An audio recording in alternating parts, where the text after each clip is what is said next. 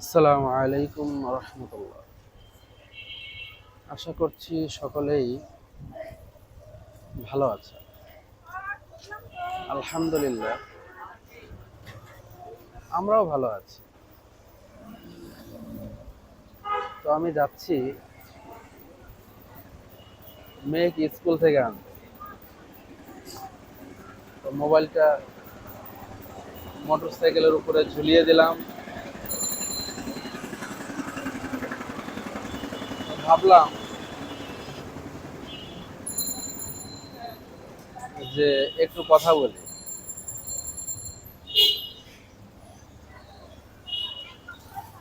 হুজুর সাল্লাল্লাহু আলাইহি সাল্লাম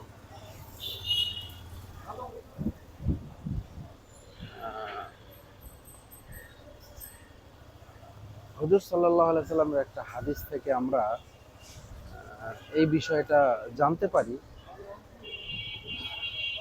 যে কিয়ামতের আগে এমন সময় আসবে, যে সময়টা এখনই, যে যে ব্যক্তি মানে হত্যা হবে আর কি,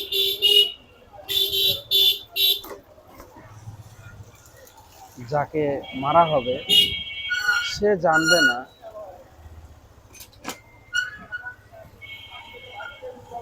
যে তাকে কেন মারা হইলো আর কি। আর যে ব্যক্তি মারবে, মানে যে বা যারা এই হত্যাকাজে অংশগ্রহণ করবে, তারাও জানবে না যে আসলে তারা কেন হত্যা করবে। রিসেন্টলি এই যে আপনার দুইটা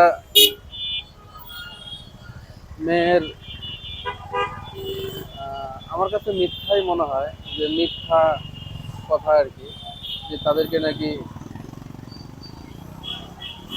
ইভ টিজিং করছিল আর কি। তো পরে তার বয়ফ্রেন্ডরা এসে একটা ছেলেকে ছুরিকাঘাত করে হত্যা করে। তো এটা কিন্তু আসলে ওরকমই, মানে হুজুর সাল্লাল্লাহু আলাইহি সাল্লামের হাদিসের একটা প্রকৃষ্ট একটা উদাহরণ।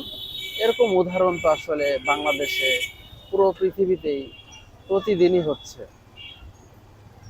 তো আপনি আমি যদি এই হাদিসের প্রেক্ষিতে এটা থেকে শিক্ষা নিতে চাই, তাহলে আমাদেরকে মানে আল্লাহ তাআলার হুকুমের উপরে চলতে হবে, পুরোপুরি চলতে হবে, চেষ্টা করতে হবে।